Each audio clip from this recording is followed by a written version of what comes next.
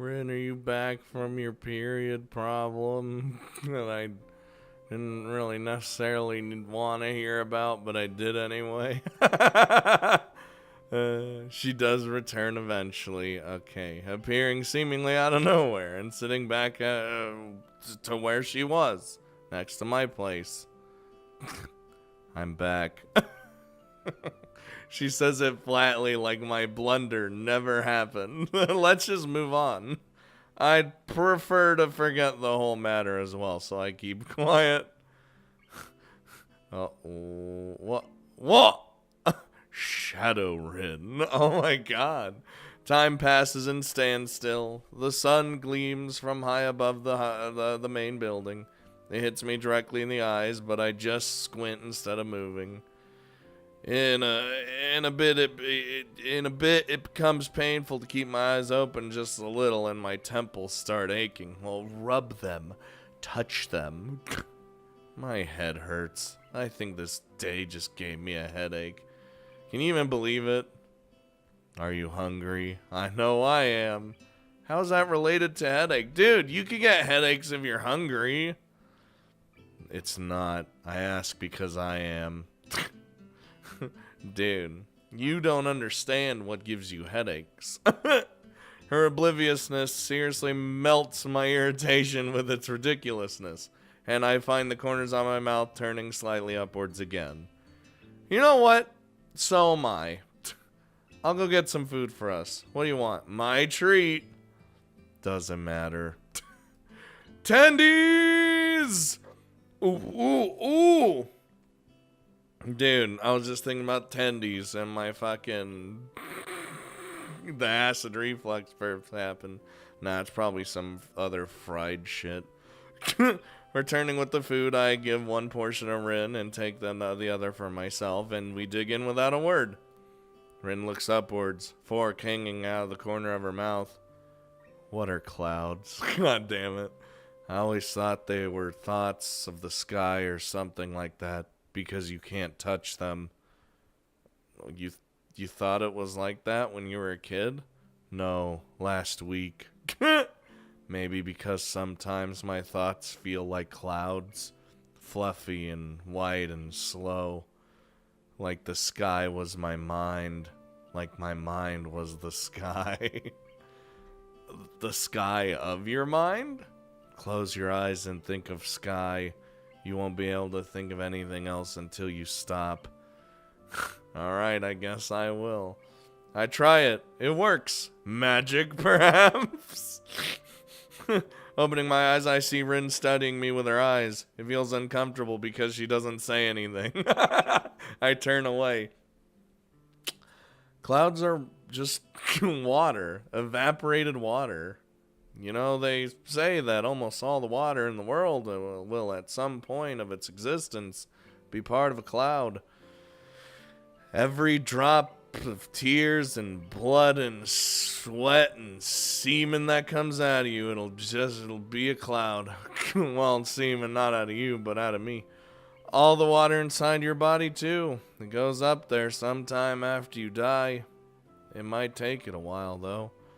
Your explanation is better than any of mine. Because it's true. Because it's true. That must be it. I carry on eating the food before it gets cold. The wall offers a bit of blessed shade as the sun revolves around the dome of the sky. But the afternoon is already slowly making way for the evening, so our lunch becomes more of a dinner, or whatever the word is for an irregular meal like this. Despite what I decide to call it, it certainly hits the spot. I haven't eaten a bit since, forever. Since, for a long time. My appetite filled. Brain. I let out a satisfied sigh. Rin hasn't eaten all of hers, but seems to be done with her food as well. You gonna eat that? 'Cause I will. I lean back, taking in the atmosphere. The crowd has thinned already, but the activities are still going. Everyone seems to be enjoying themselves. I like how me and Rin, don't even do anything for the festival. We just sit here. And why not? It's warm, the kind of perfect summer day when it's hot, but not too hot for comfort. The sun will set soon. Time really has flown by. Ugh. We've been sitting here for like 6 hours. Yes, we have. Do you want to do something else now? No. No, not really. Me neither. She adjusts her position and leans against the wall, and I follow her lead, relaxing my own body. For minutes on end, we sit there without saying a word. I'm trying to feel Rin's mood from her demeanor. That's impossible. The tension of her muscles, the tiny expressions fleeting on her face. It's no use. She's unreadable as always. Ah! Begone, demons! The crowd swells to and fro, people happily chatting with each other. Very few people pay attention to the mural, and even less to us. Dude, I'd be like, what the shit's going on with that mural? I fiddle with a few odd pebbles absentmindedly. The act of doing something just for the sake of doing something. The pinnacle of idleness. Inch by inch, the sun creeps lower and lower towards the tree line. I almost said the timeline. Changing the color of the sky close to the horizon from golden yellow to orange and red as the moment of sunset draws near. I feel like my stomach is filled with lead after eating so heavily. Nah, I never feel that way. But the brick wall feels surprisingly comfortable against my back. I try to fight against the drowsy feeling that is overwhelming me, but to no avail. And so he died, right then and there. Oh God, what the shit's that sound? What the hell's going on? Oh, the fireworks, okay. I was like concerned. I wake up with a start. A low boom reverberates through the school grounds. After images of bright sparks flash through my vision like stars. Something rises toward the skies from the direction of the sports field. A tail of fire trails behind it until a burst of red and yellow flames light the sky high above the school with another loud boom. Fireworks. Wait, hold on. Can I, okay. I need to check something. The sudden flash of light against the canvas of the night sky awakens me to realize that it's already pretty dark already. How long did I sleep? I feel groggy and I can't feel my right arm. As I attempt to flex it, I realize why. Is Rin just laying there? Yeah, she is. Rin is leaning heavily against my shoulder, almost falling on my lap. She's fast asleep, not even fazed by the fireworks. Her mouth is slightly open, and her eyes are peacefully closed. A sleeping, childlike face of the innocent. I shake Rin. Rin! I firework. I shake Rin gently with my free arm, trying to wake her up, or failing that, move her so that my other arm is liberated from its pinch. It's like, how? Rin's face twitches and her eyelids shut tighter as if trying to resist against waking up. Damn it. She gradually opens her eyes but keeps them half closed, letting the light from the fireworks sneak just past her eyelashes so that her green irises mirror the bright flashes of the explosions, then looks up at me and frowns. Just a while longer, okay? Rin's voice is drowsy and slow, leaving her almost unintelligibly muttered words hanging lazily in the air. It seems she is not evidently aware of the situation. She's fine. Rin's head drops back on my shoulder as she leans against me with all her might. All her might! Her weight, god damn it. She snuggles against my side, trying to make herself comfortable, but making me feel very uncomfortable at the same time. Dude, bodies are comfortable, man. She's just using you as a pillow. Or body pillow, I guess. Whatever. I become intensely, almost painfully aware of Rin's warm body and the deep, peaceful movement of her chest against my arm. Her breathing soon returning to an even rhythm.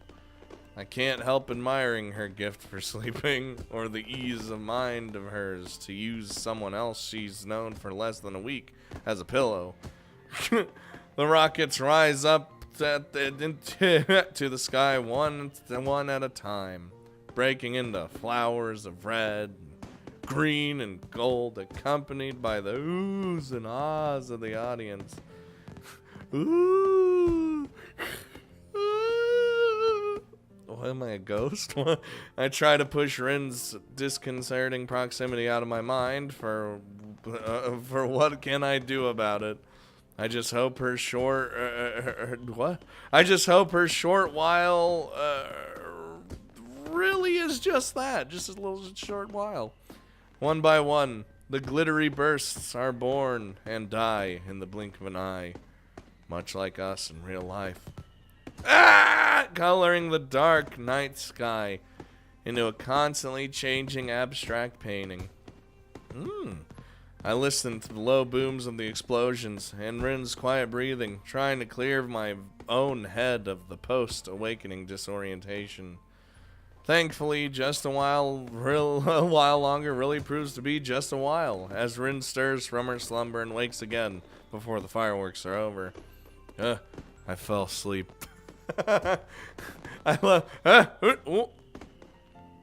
She finally opens her eyes completely and blinks a few times. You fell asleep on top of me twice. You didn't like it? Well, despite the inconclusive stammering, Rin sits upright, drawing herself away from me. No, come back! Well, you are heavy. Don't say that. It's a lie. She weighs next to nothing. But I have to get a jab back at her, even if it's under the belt. Why? My mock protest fails to draw any reaction as Rin's attention is drawn upwards to the flashes of the fireworks. Yeah, she's not a... She seems hypnotized by the colorful play of the explosions. A short tingling sensation goes up and down my arm as blood starts to circulate again. I know that feeling. We all do. It's unpleasant, but it helps me get rid of this dizzy feeling.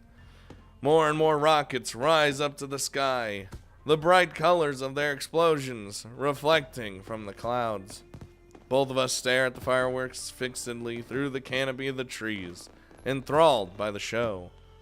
We would get a vastly better view of the sky if we moved a couple yards, but neither of us bothers to suggest it. Nah, we're here.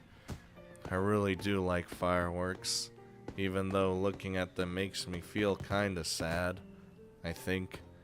It's like they want you to look at them so bad, so they're loud and bright, but when someone looks, they're already gone. Jesus Christ! It's like they were not even real. Well, they are real, I can tell you that much. All of this is real, you know? If you think about it, nothing really lasts for long. Even something like my life or yours is just the blink of an eye in the history of everything. It's what I said! Like one of those rockets. Poof, and we're gone. But we're here, aren't we? Jesus. I don't want to think about it. Yeah, this is reality. Rin sitting next to me, the loud bangs of the fireworks, the vast unlimited sky. These things definitely are real, even though they won't stay here forever. Unless technology advances. I feel warm inside, and I wonder if it's because Rin is so close to me, or just the feeling of being alive. I don't really know what I should say next. It's alright. Maybe I'm just talking to myself. But you know, fireworks are pretty. But in the end, isn't it somehow silly to spend so much money on a fraction of a second worth of pretty sparkles? That's why I don't do it. Rin rips her gaze off the still ongoing spectacle and leans backwards, looking at me with a repulsed face. Wow, I never expected you to be such a cynic. Hey, cynic's pretty harsh word. Rather than that, I think I've myself as a realist. Isn't a realist just the word for what a cynic calls himself? The final rocket goes out with a bang of silver and blue, leaving the grounds eerily silent for a moment, until the crowd starts moving toward the main gate like a cattle herd. God, it's so weird. There's no more fireworks. Wisps of gray smoke drift toward the dorms from the sports field. The pungent, sulfurous smell of gunpowder. It carries along... the smell of gunpowder it carries along feels like sticks to my hair, and it feels like it sticks to my hair and clothes. I fused clothes and hair into one word. I don't know why. Was that it? I think so. Well, I stand up and stretch my sore back. Sleeping against a brick wall wasn't such a good idea after all. Rin stands up as well and turns to face me with an expectant gaze on her tired features. Although she seems to have trouble focusing her eyes, she's looking straight at me, something I feel has not occurred too often in the past week. I'm getting a good look at you. So... I suddenly realize we have been almost on a date here, as if by accident. Almost? Even if we did nothing.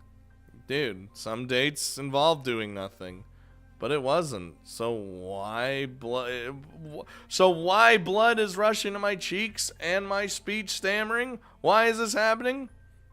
I don't know what I should say, especially since it seems Rin is waiting for me to say something. But luckily, she solves my problem for me. Good night, Asao. Okay, bye. She gives me one more lingering look, measuring me from tip to toe.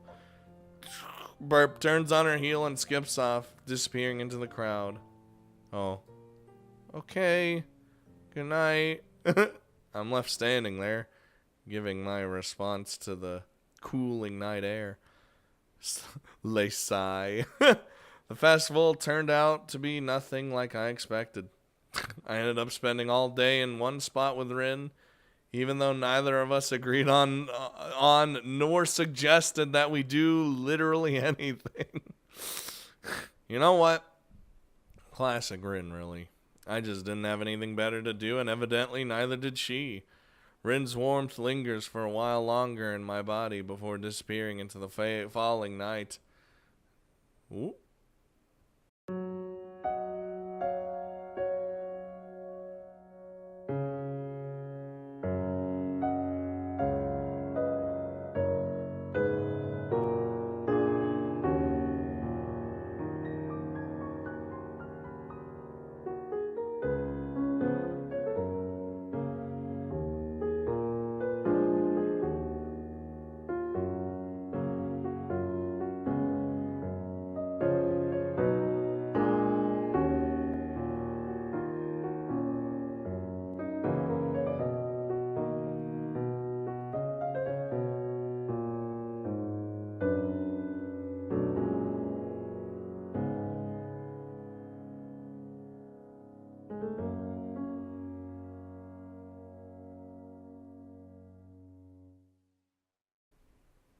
Huh. I do definitely like the little animations they've had for every character. That one was the most, much like Rin, the most obscure of them all. It's already 8:30, but this morning's class has not yet begun. We were supposed to have physics, but the teacher's nowhere to be seen. The fuck? Had I known this beforehand, I would have slept in too. Oh my god. Suddenly, the classroom door slams open and Muto grunts his morning greeting to us from the doorway. Good morning, everyone. Muto looks like he has not slept at all. Dude, he wants his science club. The stubble, his messier than normal hair, and the stained dress shirt create a less than favorable impression. I guess he had fun last night at the festival, too. Excuse me for being late. I ran into some unexpected problems. I'm not usually one for festivals like this, but I hope you all had a good time. After all, these sorts of events are important for all you, since they give you a short reprieve from schoolwork. The class replies with various degrees of enthusiasm, and Muto proceeds to take roll and get started. Alright then, today's subject is photon particle physics.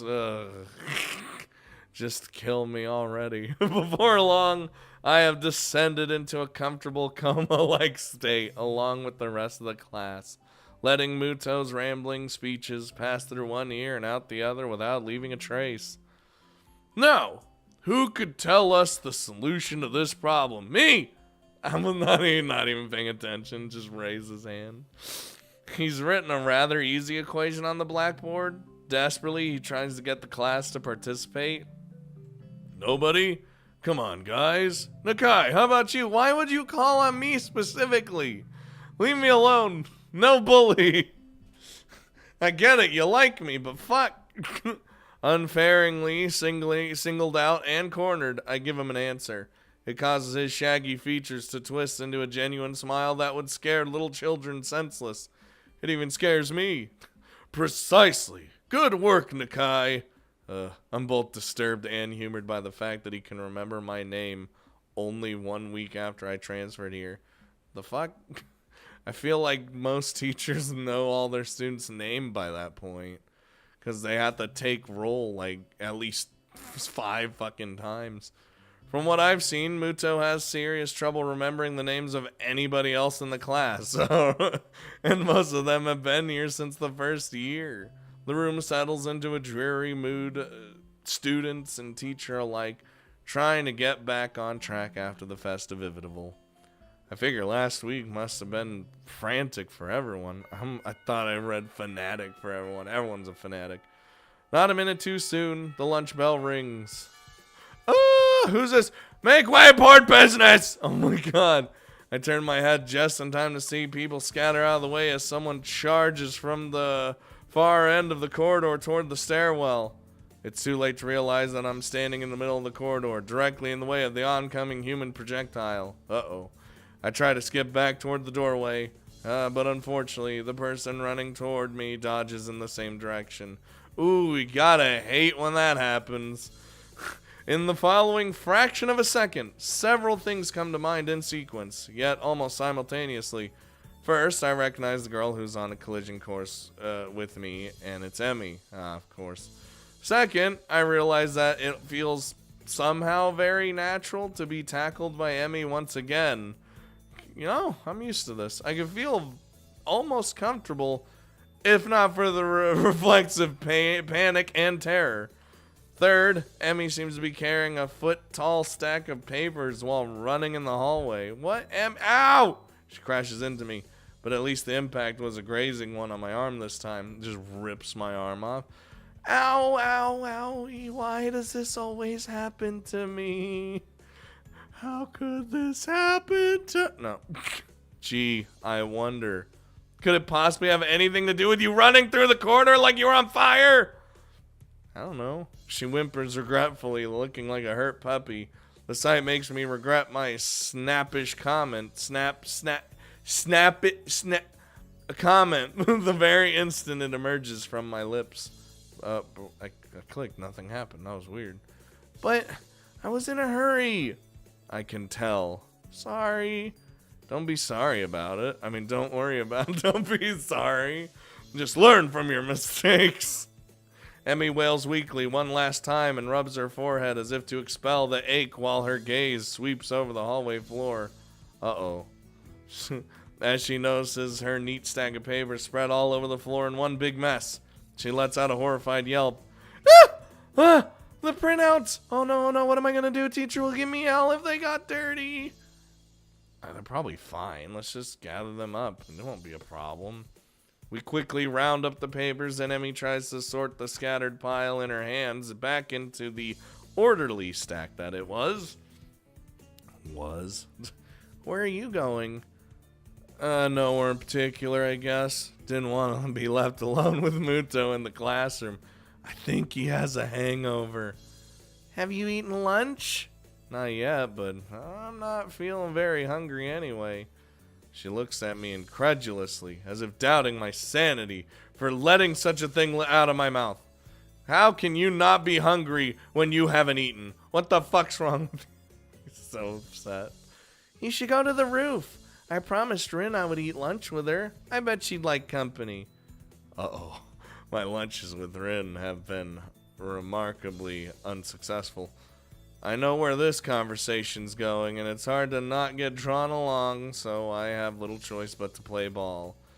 Alright, I'll go pick up some bread or something first. Emmy smiles brightly before I say anything further. No. I'll go and deliver these super quick and then go buy lunch for us. And Rin, too, of course. What kind of bread do you like? I want, what's that one bread? Ah, shit. Never mind. I had it and it was gone immediately. It's fine. You don't really need to. Don't worry. It's all right. Consider it an apology. I'll be back before you know it. Oh, that's what I'm worried about. Don't get into another accident. Emmy starts walking down the hall, but since she's still talking to me, she isn't watching where she's going. I won't!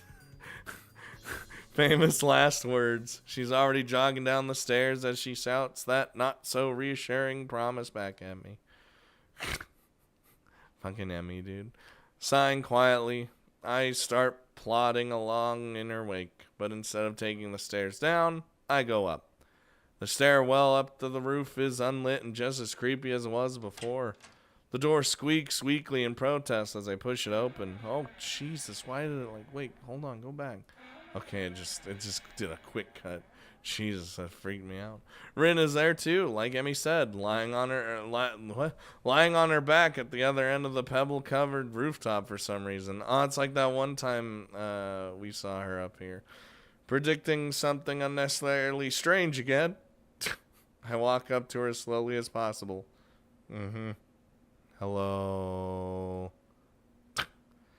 She sounds very drowsy as she says that, stretching the end of the word with a slurred voice. Despite that, her eyes are wide open. I look down at her, my shadow overlapping her face. What are you doing?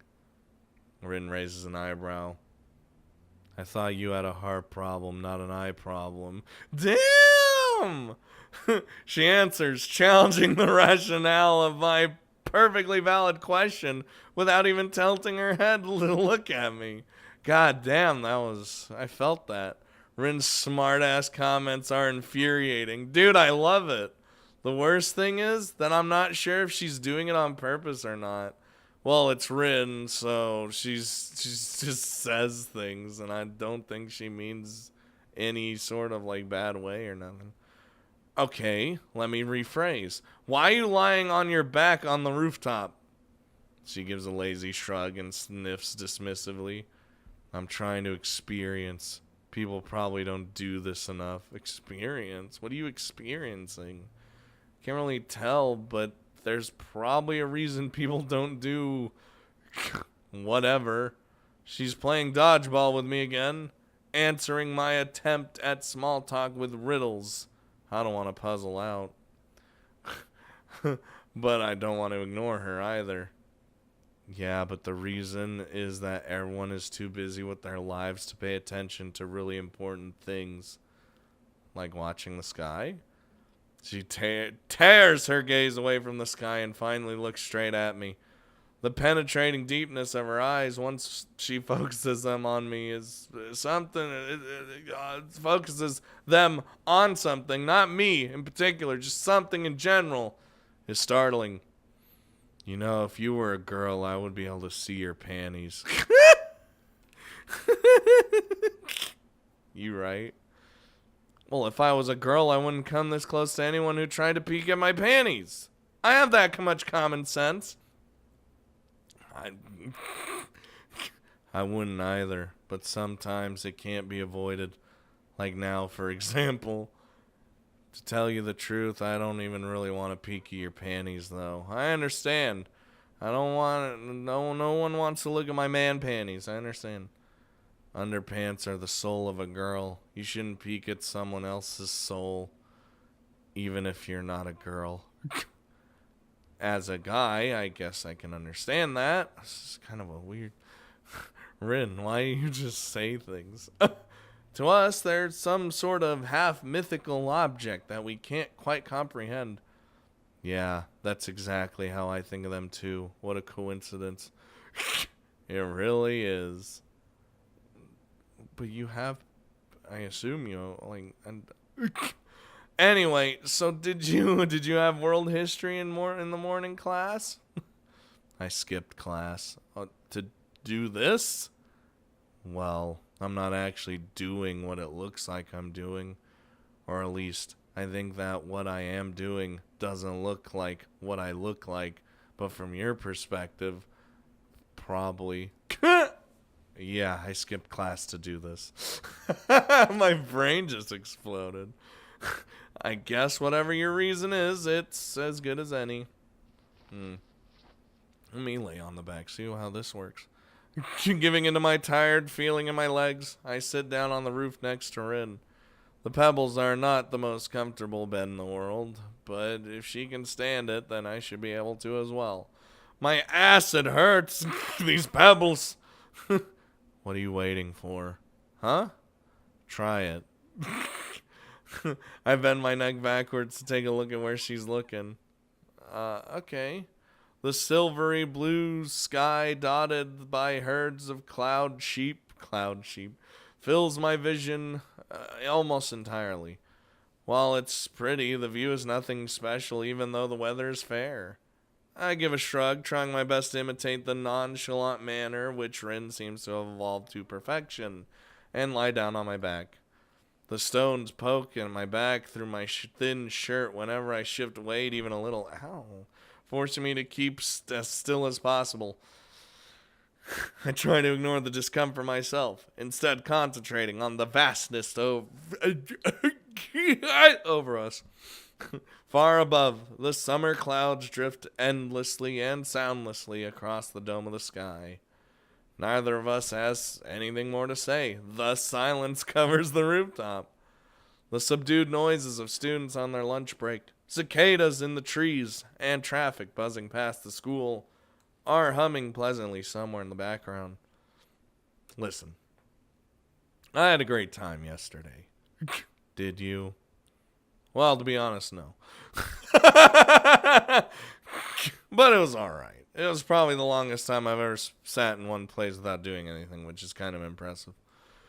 I try to make it sound as convincing as possible. Is that impressive? I think it is. I'm usually too restless to do anything like that. Dude, we were like coma mode yesterday. I think I had a good time too. A cloud passes above us, casting its shadow on the school. A chill surges through me from the sudden change of sunlight to shade.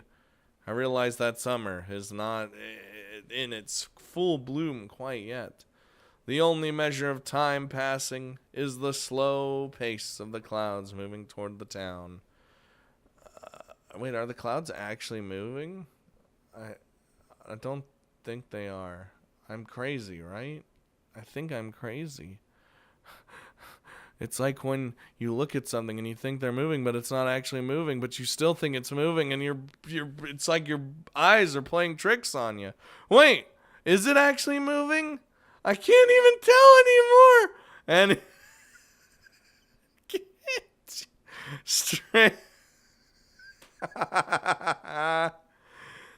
stray beams of golden sunlight leak through the gaps, blinding me for a moment whenever they hit me directly in the eyes. The blue of the sky looks so unreachable. This reminds me of the time I spent in the hospital, where I was bored out of my mind on a daily basis. Somehow it didn't matter after a while. I learned to appreciate other things beside watching TV and gossiping with people I didn't even like. How could you? A comprehensive sensation of calmness spreads from my sight to my other senses, finally hitting my brain. Then an airplane zooms by, leaving two thin contrails in its wake, like a pair of chalk lines drawn from one end of the sky to the other. I wonder where it's headed. I don't want to be up in that sky, for the fear of heights consumes me. The low din of its engines carries all the way down to my ears, although it's barely audible over the racket of the quad. It's nice. It is nice, but I don't understand why this is more important than going to class. Isn't it good to do something you like every once in a while? She's correct on that one, man. Oh, of course, but... Emmy, no. What are you doing? Emmy has snuck up on us without either noticing, and it's only a step away from me, holding several packages wrapped in plastic, firm in her arms. Oh, yes. Give me the food. Just drooled a little bit. She leans forward and peeks over at me, overshadowing my face almost exactly the same way I overshadowed Rin before. I wonder how weird this looks, the two of us lying on our backs on the rooftop. That's what I asked too.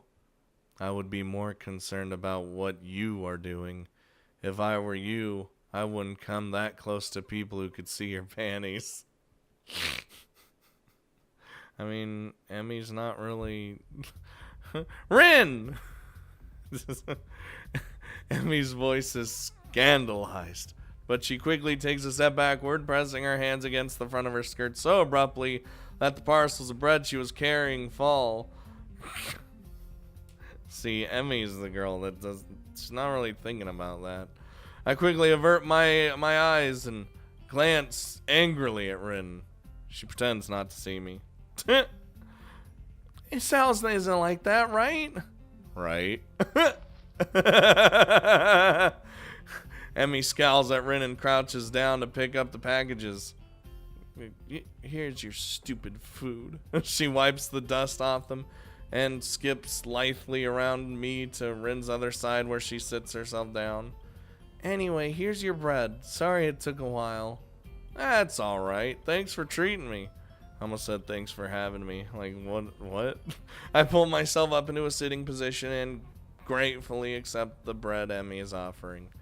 All three of us ravenously dig into the simple meal. The bread is surprisingly decent and readily fills my stomach. Is it literally just like warm bread? I'd be okay with that. I follow from the corner of my eye the skill with which Rin handles her bread between her feet. Dude, she's good. I haven't seen you on the track in a few days. Well, I figured it was too heavy a routine for me to start with. So you've been doing something else? I've been considering my options. A.K.A. no, he hasn't. Oh, she frowns but doesn't pursue the issue further, for which I am thankful. Emmy seems pretty headstrong, and I wouldn't really want to get pestered by her about this on a daily basis. I have enough burdens to bear with Shizune and Misha already. What? But we just started eating. We barely finished lunch before the bell rings, calling us back to our classrooms. Oh no. Hick-chan! Fuck! Misha waves at me as soon as I enter and starts talking before I even make my way across the classroom. How was your festival? Did you have fun? Somewhat decided on that, but I'd say probably. Why? Just asking. Her eyes glint in a way that tells me she's not just asking. I can't even start to guess her motives.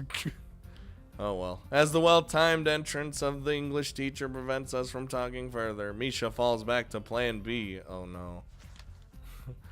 I was there all day with Hick-chan. We had a lot of fun.